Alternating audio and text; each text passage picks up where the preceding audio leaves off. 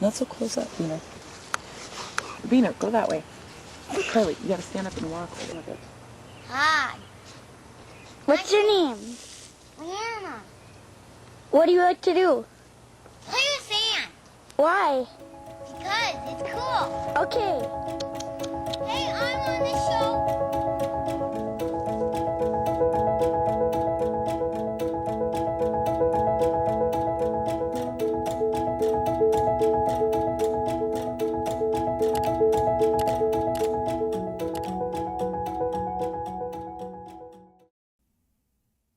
LeeAnna Warner was known to her family as your typical little girl. She was interested in everything and anything, from playing in the mud and refusing to wear shoes, to stealing her sister's makeup and playing with Barbies. Nicknamed Beaner because she was so tiny when she was born, LeeAnna was just 5 years old when she went to visit her friend on a peaceful summer's day before she completely vanished.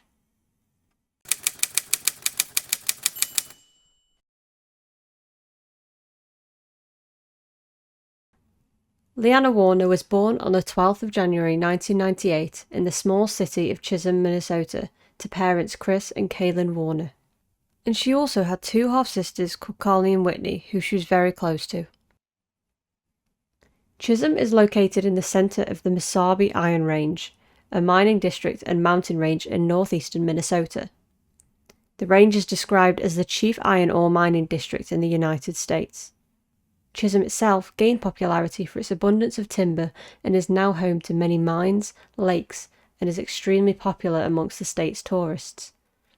In 2003, it was known amongst residents as a friendly, trusting city, the kind of place that most people would love to raise a family. With a population of less than 5,000, the community seems to be tight-knit and the surroundings peaceful. It's because of this that on June 14, 2003, Kaylin Warner would be happy to let her young daughter visit her friend alone. However, that short walk would be the last time that LeeAnna would be seen.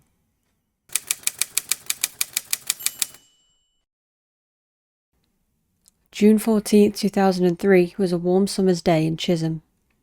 Kaylin and two of her daughters, 10-year-old Carly and 5-year-old LeeAnna, were spending the day at the annual garage sales that took place every year at Side Lake, Minnesota. Her other daughter, 8-year-old Whitney, was spending time at her father's home. Chris, who worked at one of the local mines and was a volunteer EMT, was on duty that day, despite it being Father's Day weekend. After the garage sales, Kaylin and the girls visited a friend's lake house and got back home at around 4:30 p.m. But LeeAnna didn't want her day to end just yet. She wanted to say goodnight to her friend.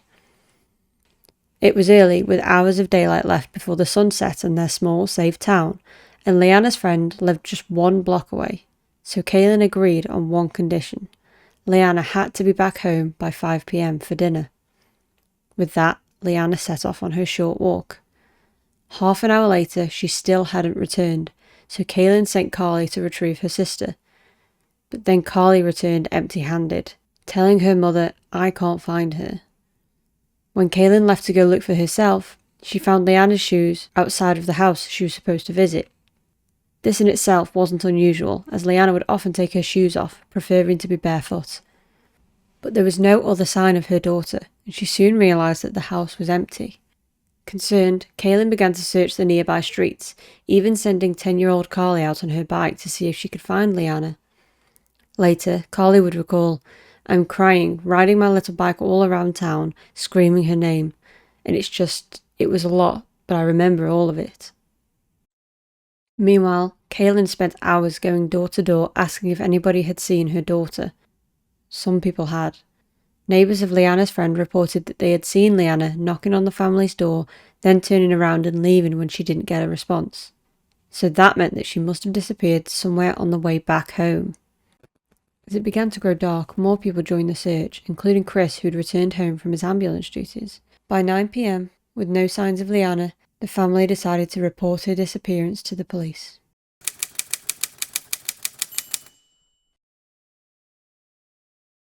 Peter, come home. We miss you. We're not going to stop looking for you. We're not going to sleep until we find you. The police of Chisholm were quick to respond to the family's report.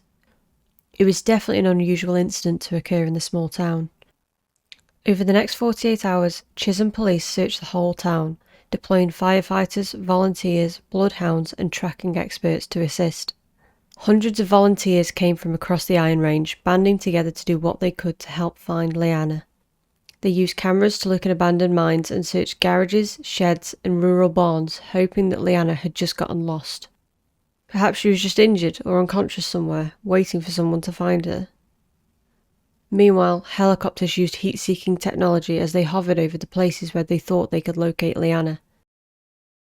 Longyear Lake in particular quickly became a huge focal point for both police and the family. The lake itself stretches across 79 acres and reaches around 18 feet at its deepest. Most significantly, it was around a 5-minute walk from LeeAnna's home and was somewhere she was very familiar with.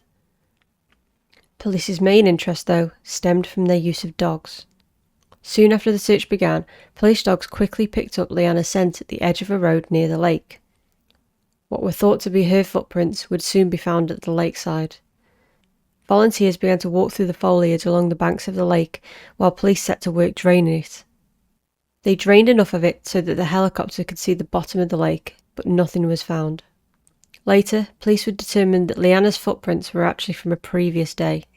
We're relatively confident that she's not anywhere in that 5-mile radius around Chisholm, just based on the thoroughness of our search. Unfortunately, due to the nature of LeeAnna's disappearance, police would also be unable to issue an Amber Alert. Amber Alert stands for America's Missing Broadcast Emergency Response and was created after the abduction and murder of 9-year-old Amber Hagerman in 1996. When a child goes missing, an Amber Alert will be sent out by law enforcement, and an emergency report will then go out and interrupt regular programming across radio and TVs. They can also go out to mobile phones. However, in order for police to be able to send out an Amber Alert, the disappearance has to meet specific criteria. According to the official Amber Alert guidelines, for an Amber Alert to be effective in recovering a missing child, the law enforcement agency must have enough information to believe that an immediate broadcast to the public will enhance the efforts of law enforcement to locate the child and apprehend the suspect. Specifically, descriptive information about the suspect and the suspect's vehicle. And in this case, police had neither. All they knew was that LeeAnna was missing. In an interview with CNN on June 23, 2003, Chisholm Police Chief Scott Erickson spoke about the criticism that law enforcement had received for not sending out an alert, saying, "What people do not understand is in order for an Amber Alert to be effective, you have to have some additional information other than a missing child. And in this case, we don't have any information as to a description of an individual that she may have been last seen with, or a vehicle description." Despite this, Chisholm Police would announce that same day that they were exploring nearly 500 leads. They would also offer a reward of up to $10,000 for LeeAnna's safe return, which would later increase to $25,000. LeeAnna's family would also set up a website that would feature heavily throughout their search, including on the missing posters. They would call it Find Beena and would upload pictures of LeeAnna, information about her and her disappearance.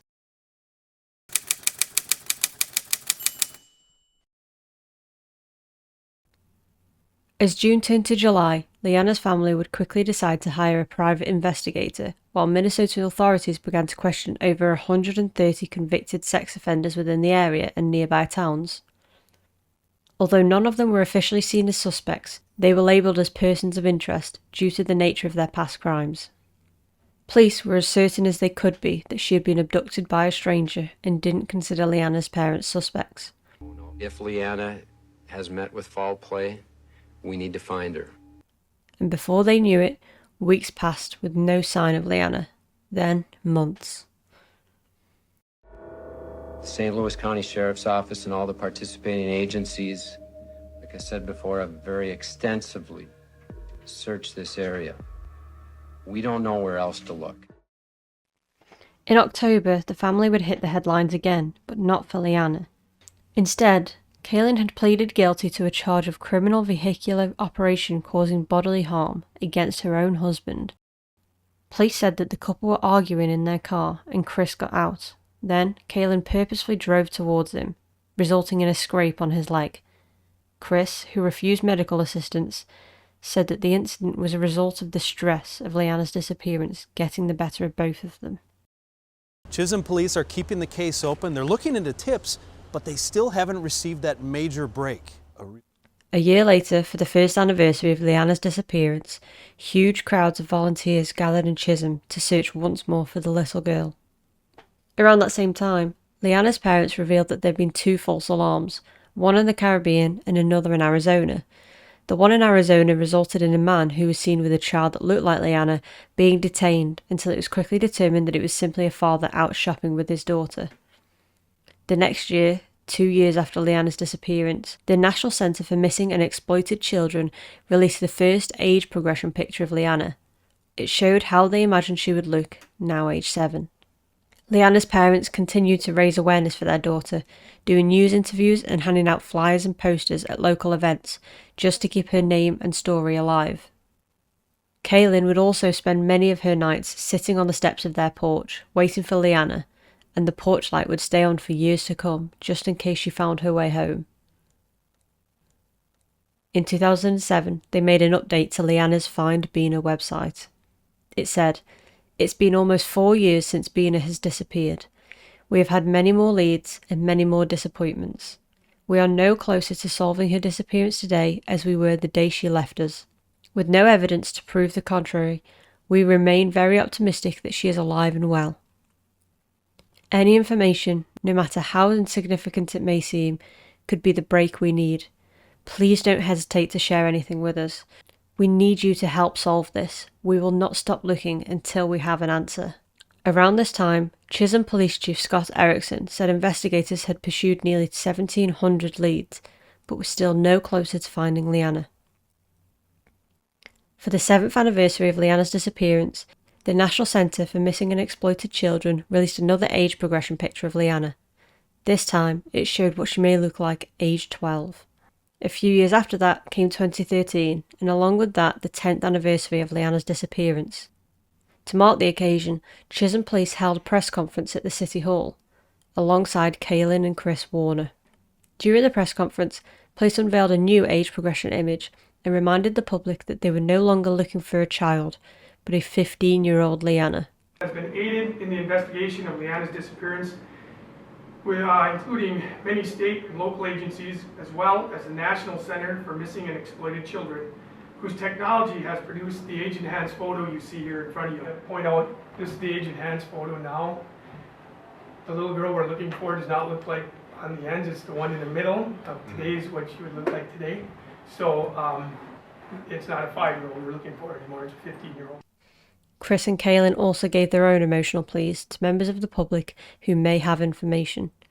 Somebody out there has information on this thing, and if you're cruel enough to harbor this type of information, or you're cruel enough to commit something like this, when are you going to be man enough to end it? Because it's getting old. Because of the fact that we don't have any information, I mean, I wholeheartedly believe, same thing with my wife and our entire family, you know, that she's still here today.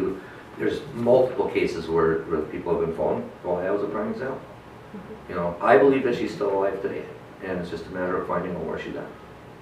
You know, and I've always said, until you put her in my arms, I'll never believe otherwise.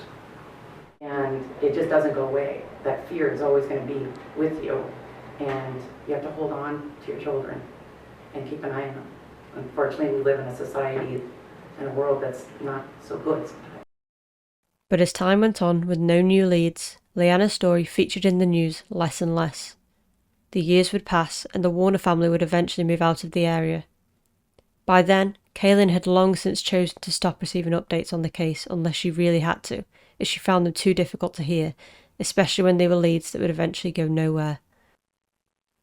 Kaylin would remain living away from Chisholm for around 15 years until 2022, when she and Chris divorced. After that, Kaylin moved back to the area while Chris stayed away. Upon her return, she did an interview with a local newspaper. She said that she still struggled, especially when the new age progression pictures were made. She would say, "I look for a 5-year-old. I can't get that out of my head, even though I know she'd be 24. But she also recalled how Chisholm came together when it came to LeeAnna. She said, "People were truly supportive.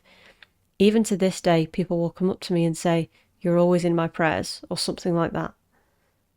Unfortunately, it would be that same year that Kaylin would be diagnosed with cancer. After struggling through her birthday and her daughter's wedding while battling pneumonia, she was diagnosed with stage 3 small cell carcinoma in October 2022.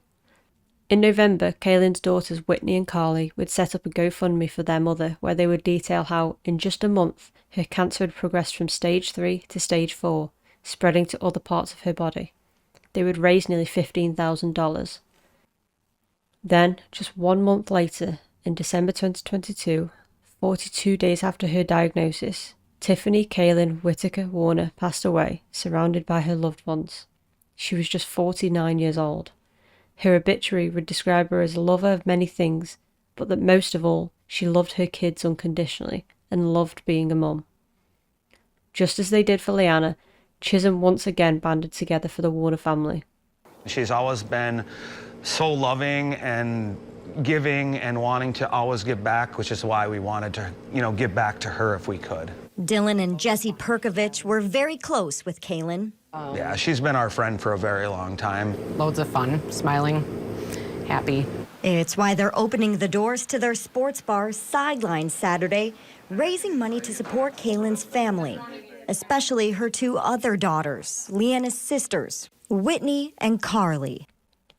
The town held a benefit in her honour, which included an auction, tournaments and more, with all of the money raised going to support Kaylin's family to help cover funeral costs, medical debt and other expenses. After she died, Carly and Whitney took up the search for LeeAnna. Before her passing, Kaylin told Whitney, "If I do die, I need you and Carly to find your sister. Give us the answers that we need. Don't stop searching. Bring her home. That's all I want from you. That's all I need from you." Since then, they've given numerous interviews about LeeAnna and their mother. The 2 of them have also submitted their DNA to 23andMe, which helps people learn their ancestry. They said that there is a possibility that LeeAnna had been taken by somebody who wanted to raise her as their own, so they encouraged anybody who believes that they might be LeeAnna to submit their DNA too. We're taking on a missing child's case for our mom. Like, no one in the world can prepare us for this.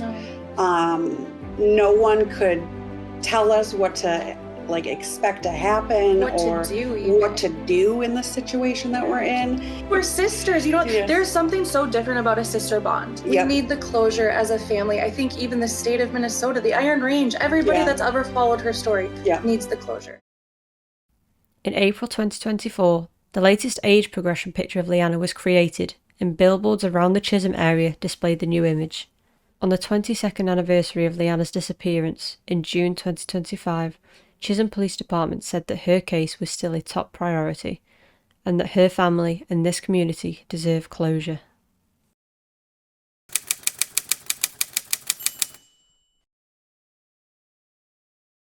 Although no one has ever been arrested in relation to LeeAnna's disappearance, or even named a suspect, police have investigated a number of people that seem to have stood out for them.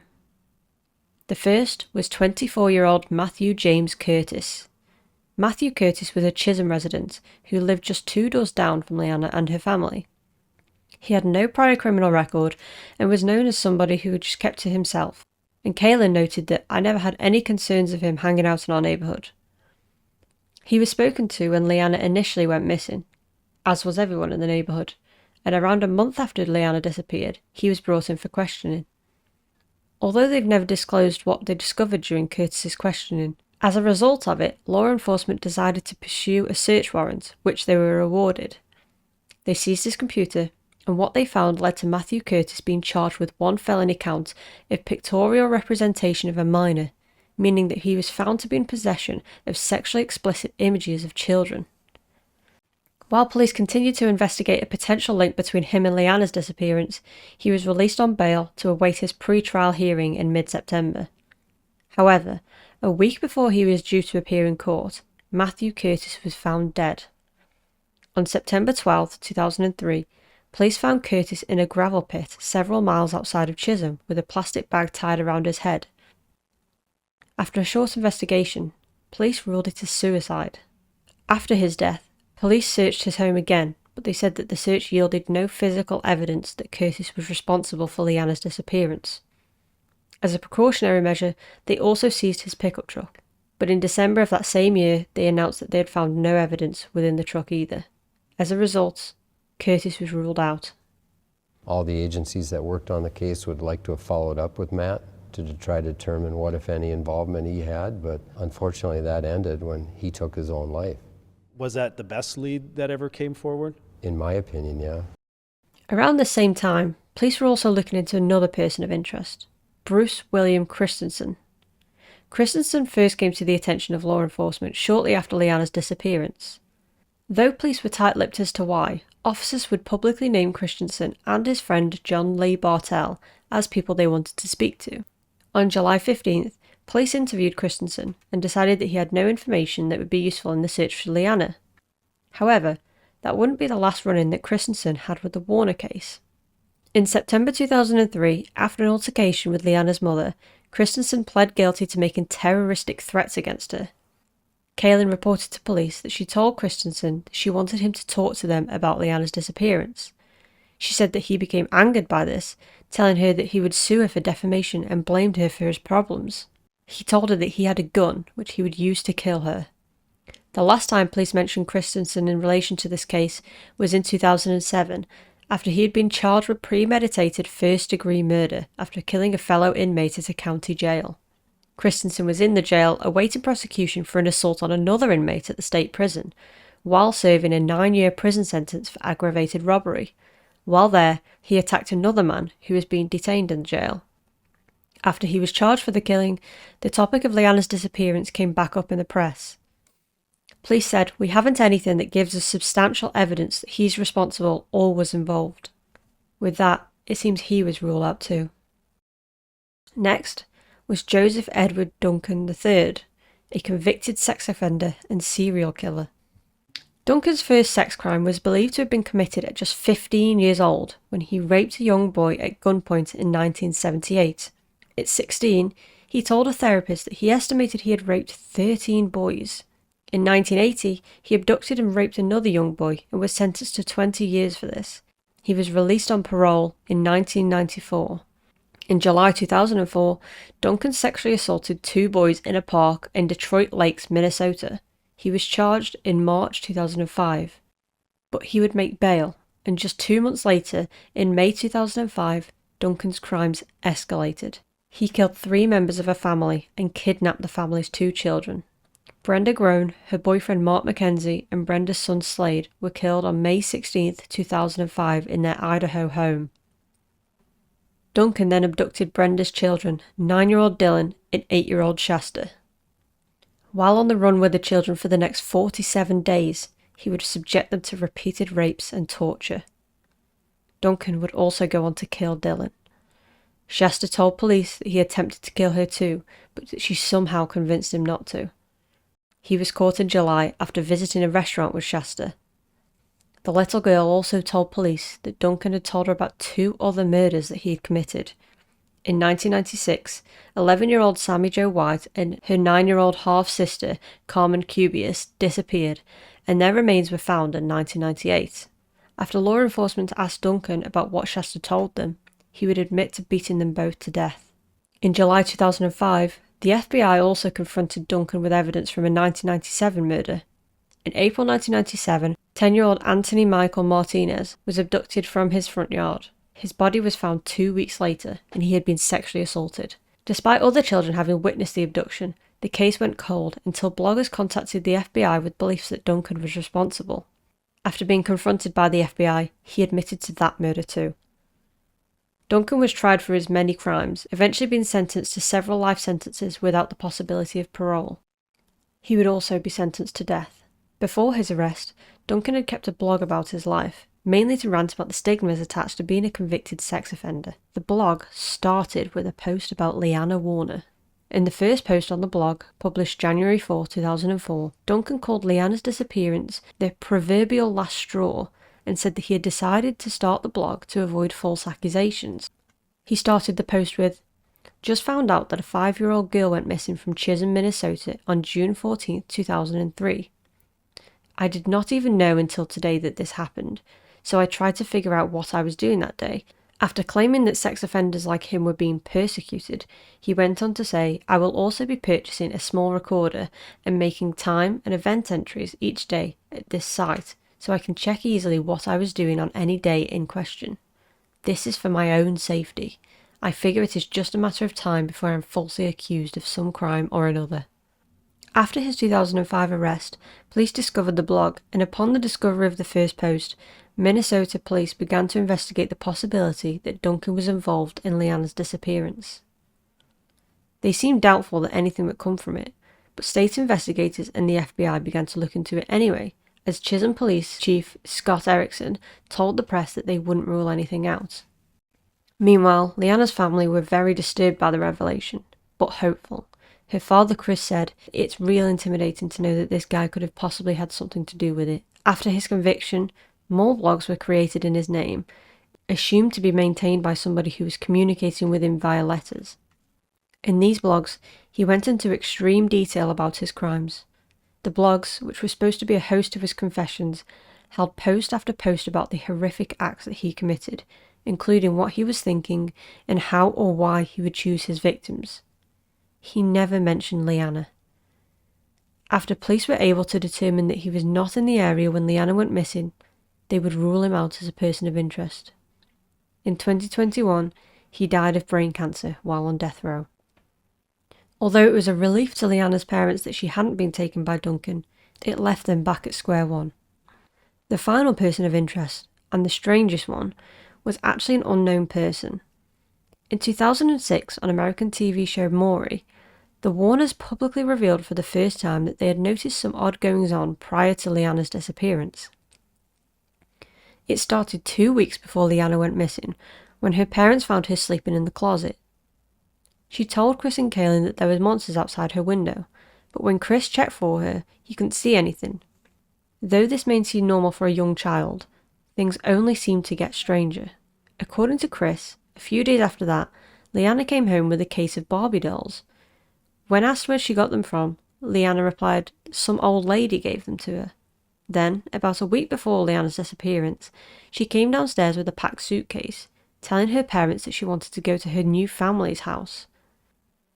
All of these things were extremely unusual for LeeAnna, so much so that when she went missing, they were all things that her parents passed on to law enforcement, but police have never revealed their thoughts about it, or whether they had identified anyone in relation to her stories.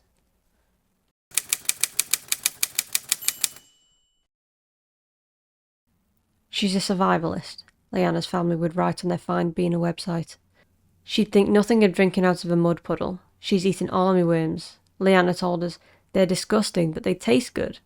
That was last Thursday. So this is the type of person she is. She's not a recluse, she's a free spirit.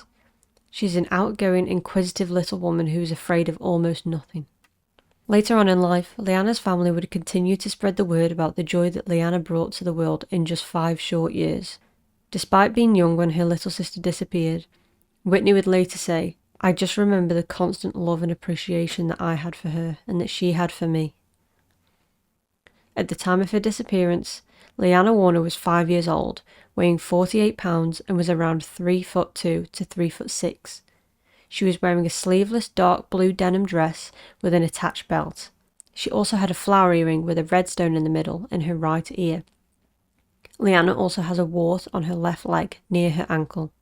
At the time of this recording, in August 2026, LeeAnna Warner would be 28 years old. If you have any information about the disappearance of LeeAnna Warner, please contact Chisholm Police at 218-254-7915. Alternatively, you can submit a tip to the National Centre for Missing and Exploited Children at 1-800-843-5678. Thank you for listening to LeeAnna's story. If you'd like to support the channel and hear about more unsolved missing person cases, make sure to subscribe and hit the bell so you never miss a new story.